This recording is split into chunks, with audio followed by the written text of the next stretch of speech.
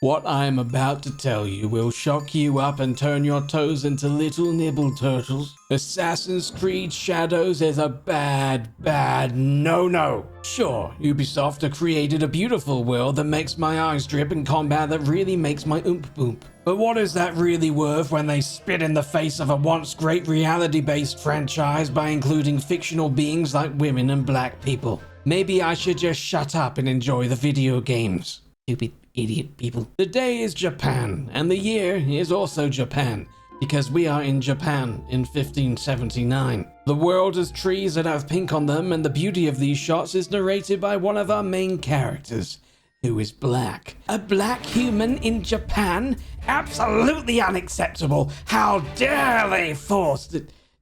Real history of Yasuke, Japan's first black samurai. Oh! I walk through town to see the cheeks of bums, some guy whose mummy mated with a sunflower, and women who give me eyeball tennis. Some man on a big dog comes along and everyone's knees stop working. He dramatically gets off his beast and walks up to that woman and whispers the word cheesecake or something. This Lord Nobunaga commands to speak to the black man, and his armpit sniffer says, "But he is my sword bearer. A slave." Then says he should have left him floating in the ocean. What a twat. Lord Nobunaga sits there all nicely, and then we go in and gift him a chair, but he looked happy on the floor. So what kind of bloody present was that? Your black man has the instincts of a warrior. He is surprised to know I speak in his tongue, which shocks everyone, and the priestmen get told off, which upsets them, because they're good little followers of their god and only packed one slave for this trip. Lord Nobunaga takes a shine to me and tells the Christians I'm staying with him because he says nice things like, He may become a legend, or he may die. 6 months later, things are on fire and I'm in big armor in a fight and I'm just magnificent. Ask anyone.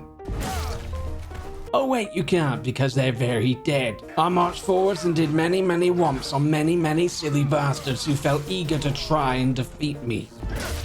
I meet back up with Lord Nobunaga and tell him people dying is sad, but he does a hee-hee and says I am his samurai. He tells me to go and find some guy he hates and stab him up and make him leak. I run menacingly towards the castle and really demonstrate how sexy I can be if you like immensely powerful samurai men rushing at screaming people and slicing them up like butter at a picnic. One guy even set himself on fire for my approval. I kicked some other dude into flames too because I really liked it. My lord was pleased. My one-man army. But earlier that night, I am in the body of a woman now and watch Lord Nobunaga march his armies towards my people. Damn game is gonna make me have to do empathy, isn't it? We run fast on big dogs until my one gets a bullet in the head and I have to fight a grown man. This is even more fun than the other character though, as I can do flips and kicks and whoosh whoosh. My father says he must take this old guy to the castle the other me will kill everyone at earlier so he can be safe.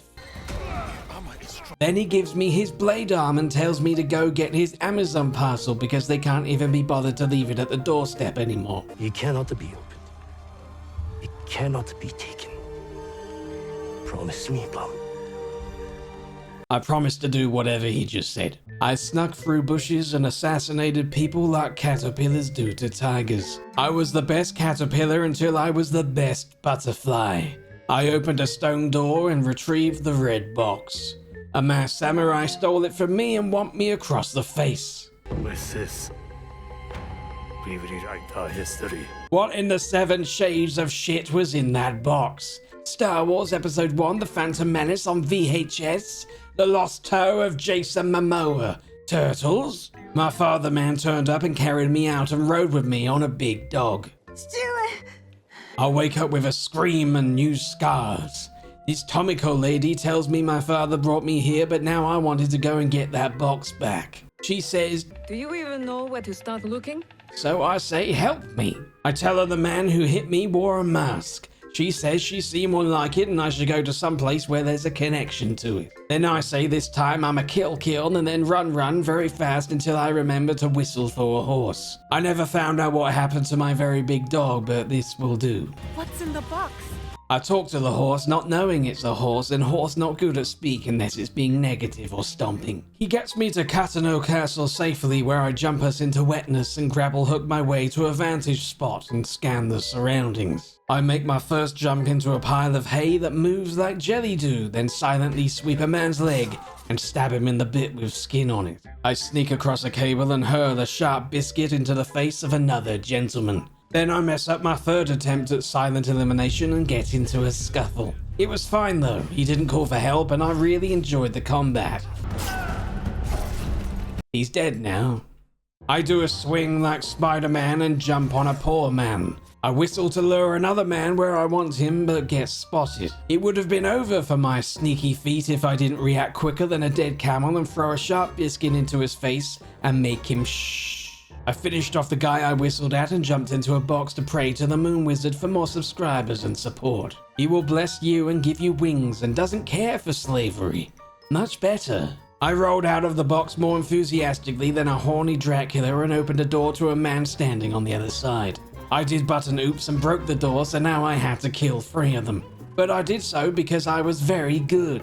Still, I tested my worm abilities and wanted to lick the big man on the ankle but was spotted. Oh well, guess I had to kill them too. The big guy kept throwing rocks at me, then took a while to wear down, but I knocked his hat off and made him kiss the dirt. The one guy left was scared because I made cool ninja moves and put my sword through his middle hole. I found the awful man who took the box and did a very nice Spider-Man murder that really made him die. I was chased out of the castle quickly and ran into a bullet. She's like a cat with a gold coin. Then they fought over who got to take the box until Papa ran in and chopped them up real nice. Box is not for you. That is correct. It is for me. A man with a weird face and gold pajamas appeared with an army of more people with weird faces. What the hell was going on? With sad eyes and sad music, I looked on as Papa charged foolishly towards them and got shot at and poked. We all saw that coming. They took my box of mystery and... Let them suffer. Let them die in pain. I'm sure the bad guys wouldn't regret that. I did ugly crying and crawled towards Daddy on a river of tears and blood, and listened to him recite his shopping list like a weirdo. He told me to follow the blade, which is stupid advice because if I just pointed it towards donuts, I would get very fat and flips would be more difficult. Then he does dramatic die and I do more ugly cry. I wake up in bandages and a cold sweat and look at shitty drawings on a wall. Naturally, I scare some kid and make him run away. I try to escape wherever this place was, but my eyes go blurry and I collapse into a memory of 2 years earlier. The day is nice, and I approach my not dead dad who is playing the Song of Storms to make the rain happen because he prefers the misery. I duel him and beat him very good, then proceed to humiliate him by calling him weird names. Pickled radish and dried fish. That son of a bitch. He was getting me back, wasn't he? He tells me I need to help people like my aunt What's-Her-Face. We go for a morning walk and he shouts at me because he doesn't understand how very important it was to pet this cat. I'm talking to you, Naoe. Give me those years. Always running off. I run on to help Auntie Matsu, who is very old and I could tell because of how old her face looked. She says something wanders her yard like beasts or spirits or some other crazy old people shit. Spirits, Auntie? I said I'll climb a big tower if she gives me food. I climbed the tower to search for clues on her beast problem and spot a dead deer. Then, in a show of empathy, I tried to kill myself by jumping from the tower, but a pile of hay jelly saved me. The deer looked pretty dead, but I couldn't tell for sure. A baby deer got scared and ran away. Now I had to find out what bastard shot an arrow into their parents' neck. I found 2 poachers in the woods who were very rude. I told them to piss off, but they laughed at me and said if what burned their home followed them here, then my land wouldn't have crops to steal from soon anyway. Yeah, like that would ever happen. They mock me for my wooden weapon and then I dance and womp on them until they run away with wee-wee legs. I run back to the old woman with wrinkle face and tell her what happened and she gives me yum yum. Cut back to current day and an old man wakes me up and I'm like, Please don't steal me. What the naughty boggins? Suppose I should expect a fiery response from someone who carries more blades than wits. What a sassy man! Have you ever seen a bone pierce its way through the skin? He says something about bones and legs and tells me he is called Soren, and his little shadow is a different name I don't care about. He walks off and leaves me to stare at the tap dancing spider on the ceiling. Very curious. The kid wants to talk to me and I say shitty tongue at him and he verbally retaliates with, You should eat more. It's ungrateful to waste food. I ask if the boy is afraid of me and the old man asks if he should be, and I say, No, so long as he never poses a threat. It must be exhausting, seeing enemies everywhere. Old man says it was the kid who looked after me as I slept a lot and made those shitty pictures, and that I should be nice to him because he had lost a lot more than I could imagine, like his shoes or his car keys. The kid comes back with a knife to finish me off. Instead, I try being nice to him and then we do bonding. I look at pictures he drew of me with Satan eyes. I don't paint like that anymore. Sorin said you paint what you see. I'm sorry you had to see this. But I liked it. It looked pretty darn cool. I hobble out of the room and wonder, I wonder if I'll ever be as strong as before. I hope so, or else this game is gonna be pretty shit. I follow the kid to an animal licking at eggs and draw a picture of it. I mean, it looks mostly like a tanuki. Insulting little poo. He said it takes time like music does, which he says I also play, but I never told him I play music, so what kind of foolishness is this? We found this. Where we found you. He opens a sack to reveal the broken instrument Papa used to spit into to summon rain and horses. I get all sad and he looks at me weird and then I say thanks because it reminded me of that promise I promised to promise but then forgot. Now it was time for a time lapse because this story is enjoyable to me, but I want my freedom now, so let's go no yes. Look at all these scenes of hobble legs and painting and flowers and climbing an emotional face and cheerful encouragement. I could roll around and cut things again now. The racist bamboo was my first victim. Do you feel better now that you've destroyed something? Of course I do. I'm a broken brain. Old man says vengeance not good, but I wanted it anyway because it tastes like jam and toast. The kid asked me not to be mad at him, then showed me the shit job he did of gluing my music back together. Yeah, he was a sweet kid. I played him that song I wrote about the fairy maid of frowning and remembered my father dying. Thanks for that, you little bum pocket. I have a different debt to settle. I fished out my arm blade from a box of Digimon toys and farts and left to do more important things. Old man warned me of danger being everywhere. Good. Take care of yourself and the old man. I leveled up and ran into a lantern made of stone. Time to take a look at some of the possible abilities I could unlock. At a quick glance, they looked pretty cool. Like breathing underwater through a reed and stabbing a shadow to death. It was tough to choose which would help most first, so I just picked the one that looked the most violent. To contrast this, I sat on a rock and made circles go dong and gong. This put my brain in a peace pudding where I relived a memory of old auntie woman gifting me her katana and old grumpy shitface telling me I needed to fight. I ran up a hill and got attacked by a naughty bad man who hit my katana away and did a strangle on me. I reached for my weapon and drove it into his birdcage and made him dribble red on me. This is a memory of her first kill. Oh, how lovely. I snuck carefully through long grass to avoid velociraptors and bad guys, to meet up with my friends in some trees, and watch my father dangle under a bridge like a cheeky little murder squirrel. Then I watched the baddies fall over and die one by one by one. I got kicked off a baby mountain and into a scuffle with a big man who wanted my skin to die. Ida does not know surrender. I had a really big battle which made me feel very super good. I put a really good kill on the bastard and drank the fountain of blood from his fresh throat hole. Maybe, I don't know, I may have imagined that part. Father was very pleased. Happy memories. Back in current times, I slid down a mountain and was at the mercy of bushes and trees. The game tried telling me to pick a smarter route, but no, I'm stubborn, let me be ouchy. I did it and drew a picture of a bird. I killed a man who said he didn't want to fight, then some bullies appeared and I murdered them and put an egg on a plate. I had blood in my hair. Ew. I came across a battle but didn't know which side was good, so I got them to stop by killing them all. Then I opened a red box and got new clothes, because that's usually red boxes don't cause any harm, ever. Then I saved a farmer from being robbed or killed or both, and he cheered for me, which made me feel that nice feeling. He thanked me, but I sliced up his baskets because I can't control myself. I applauded the craftsmanship of this little house, and it gave me extra powers. I ran back to that place where that Tomoko woman said some nice things to me to see if she survived. She had, and was happy to see me. She gave me some sake and said the pleasant words about my father, who is dead. Do you remember? He died. I told her I wish I saw the faces of his killers and showed her a picture that I drew. She said I will have to kill them all.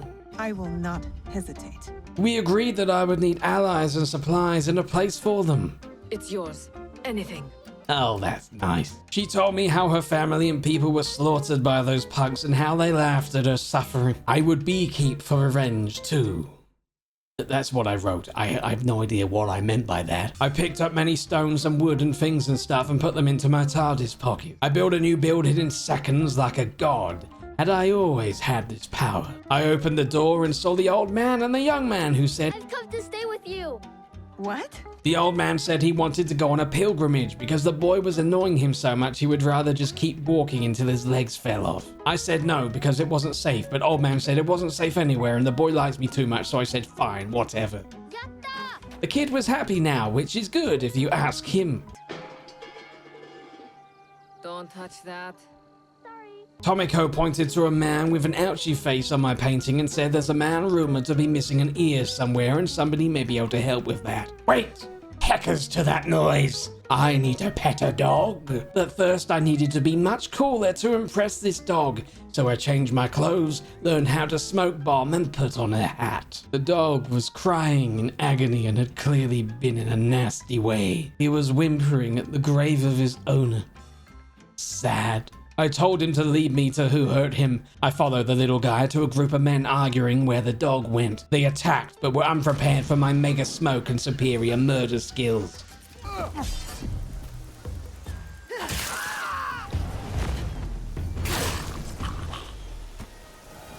The dog then led me to a woman and just kept barking. Turns out the owner choked on a fish and died. She was his vile sister and was glad to be rid of her brother because he inherited nice shiny things and she didn't. She wanted them and tried doing naughty to this dog who rightfully fought back. And now the estate is ours. The dog doesn't like you. Now she must die because I see no other option here. You hit a dog, I hit you until you stop being alive. I did big killing and the dog showed me a hidden key and dug up a box by the gravesite. Tell Tsukimaru I am sorry, and scratch his head for me, behind the ears. I'm not crying. I told the dog he had a new home now if he wanted it, and he wagged his floofy whittled tail, and this would have been a great ending, but I need to assassinate that poo blanket first. I galloped across the land until I came across men in need of my help. I killed their attackers and said, My father cut the ear off one of the men.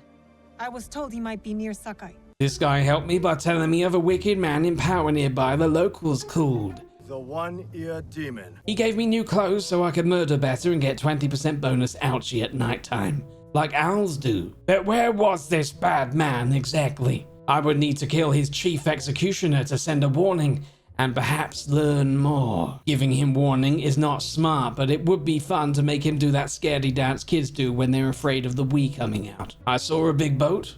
I wanted to be on the big boat, so I swam all the way to the big boat. Many armed men and women were on board protecting treasures and whispers. I threw a lot of them overboard to feed the dolphins.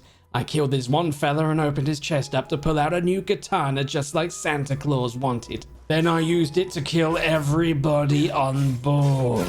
My boat. I jumped into the wet place and started swimming back to shore until the woman tried running me over, so I told her to sit the f*** down. My boat. I rammed it onto the land, which she definitely found super fun. I swapped my hat for a hood. It didn't look as cool, but it did increase my health. I ran to where the executioner was. He was stood barricaded by wolves and minions, vowing to murder hostages if he sees anybody attempt to save them. I had to do this sneaky if I wanted to be a hero, and today... yeah, why not? Ooh, and they also had some human heads on display. How lovely. I killed some of his friends, then lured him away from the hostages and started swinging. I demanded he tell me where his boss was, to which he replied, I will die before I say. he's dead now. Conveniently, he had a note from his boss telling him to join him at a castle when he was done. This was going to be a very nice day. I freed the prisoners and ran closer to justice. I went back to that bold guy who probably had other qualities to him and said I knew where to find the bad guy, and he dramatically said lines. There must be a peaceful solution. I never wanted peace until we take back what's ours. I said I was ready to fight. We march to Amagasaki Castle. Later that night, we all sat next to a wall for fun, and this woman who was big enough to eat another woman kept saying she didn't want it to come to bloodshed. In front of a castle with dead bodies and bloodshed. It's not too late to turn back. No. We did slow-mo walk across the bridge, ready to give them such a tickle their heads would pop off. There was fighting everywhere. The worms were battling with tiny little swords and dreams too. Worms are very passionate. I ran and hopped across the rooftops and eliminated all of the snipers, because you can't enjoy jam and toast if somebody shoots you in the head with an arrow. I burst into the home of hiding women and weak people and butchered them without mercy. What if they were pregnant and the babies swore vengeance? I can't afford to make that mistake. Now it was time to find Big Boss Nasty Face with the one ear. I found him. Surrounded by guards, but not as many as there would have been if I hadn't ran through here earlier and murdered a few. I forgot to mention that. I jumped down and did fighting big time and took out his guards and whomped on his evil bum with my delicious vengeance. It went well. I won. I stood over his defeated body, demanding to know where the box was, but he laughed at me. You left him to suffer, to die in pain.